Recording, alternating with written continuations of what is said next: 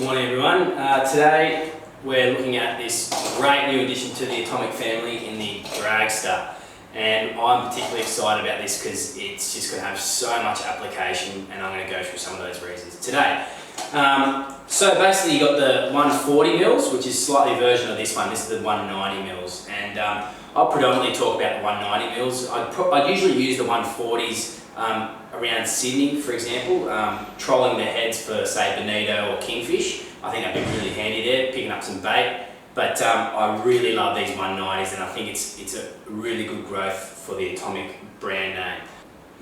Let's talk about the colours. So the colours in this range are fantastic. They're all for Australian natives. There's a really good slimy mackerel colour, which I think is going to be exceptional. And then there's very silvery baitfish type lures. I think that's going to be great. We've got two different types of bibs. We've got the shallow, which dives up to 2 metres, and we've got the double deep, which is 4 to 5 metres. And they can be trolled up to 10 to 12 knots, which is quite quick. And the reason for that is how well the bib is attached to the actual main body of the lure. It's not just a small bit of surface area, it's quite a wide surface area, and there's not many lures in the market for this price range which have that. Okay, you're usually going to be spending at least double on lures that are even similar. So, out of the packet, we have 2 trebles, okay, and this is a great lure, this colour as well, for trolling in a light game spread, okay, and I'm really stoked to have that in my spread because you pick up bycatch, it can break up a long day, particularly if you're trolling for marlin or something like that. So I always troll a diver in a game fishing spread. Now, it's also, if you're going to just be trolling skirts, it means that you can get something that's a bit deeper and it can even attract fish, raise fish up. So it's really good to improve your catch in one way or another. Okay, so some of the times that I would be using this would be, say, if I was fishing a new place, I've never fished it before, and I wanted to go prospect that area. It's pretty rare that you can just rock up to somewhere and just know exactly the best places to fish, but what I like to do, because a lot of the ground these days is uncharted, but a lot of it is, but to find those uncharted reefs where you're going to get, exceptional catches, is I'll put these in the water and I'll troll about 8 knots at a depth that I can sound the bottom.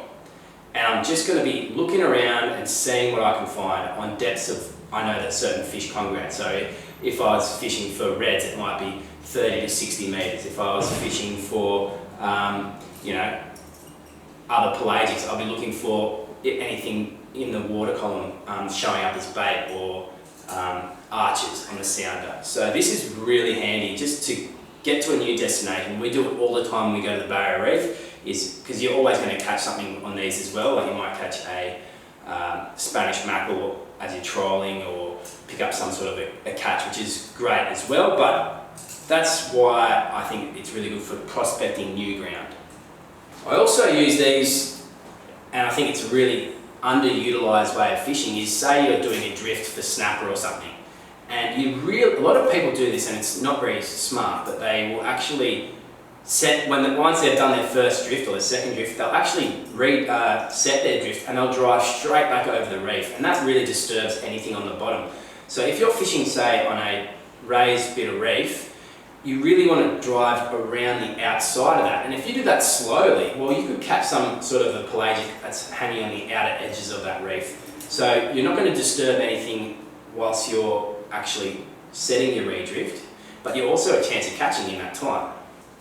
Other applications could be going past fads. You can use these, chuck them in the water and pick up dolphin fish. You could even, I've used this sort of a lure on coral reef flats and trolled them up to 5 knots and got coral trout and things like that. So they're just a good lure all round for a lot of different reasons. This lure here is the double deep, so the bib is much wider and it'll get down and it'll actually hold down, which is really good. And after a few fish, the benefit of these lures is that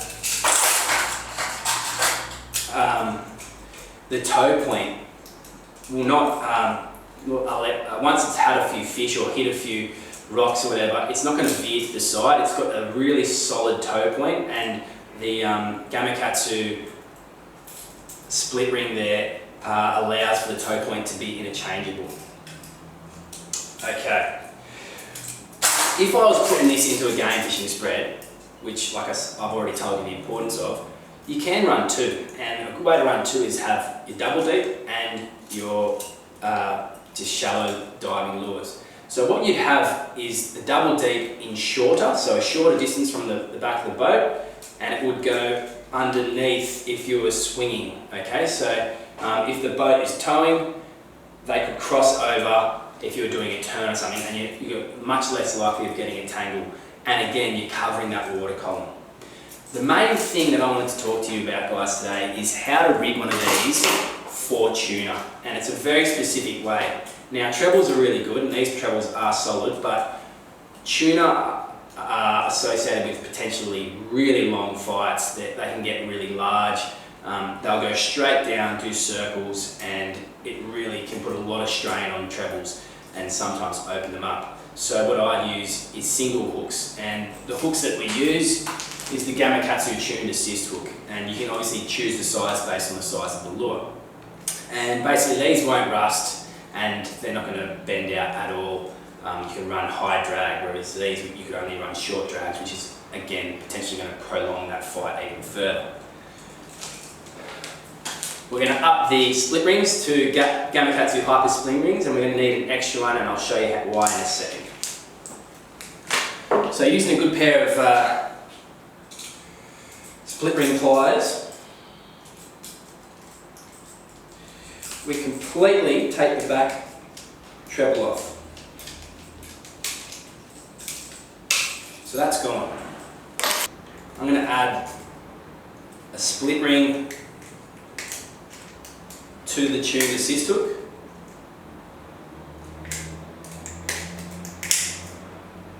Okay, so you have a split ring on the tuned assist hook. And I'm going to remove this middle treble completely, leaving the split ring.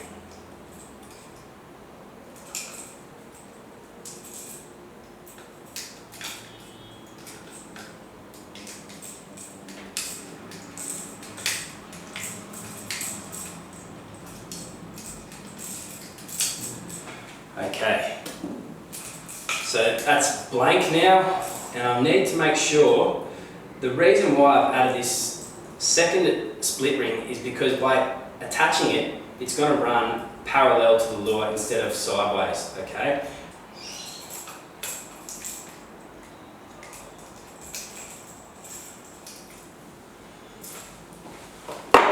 Okay, so here we have our rigged tuna lure, and we've been running this rig for a while, and we've found that it doesn't affect our hookup rate because of the way the tuna feeds, and the tuna will feed head first, and it will have contact with that lure, with that hook, at some point.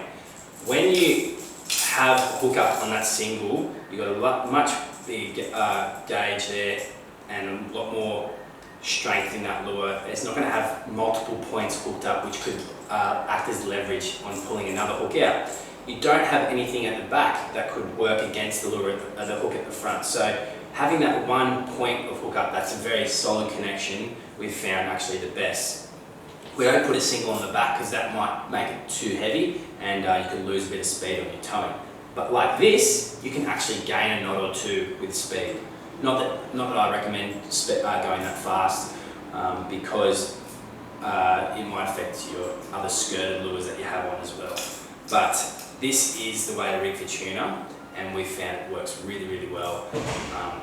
Tuna season's coming up. Hopefully we can get outside and give these a run.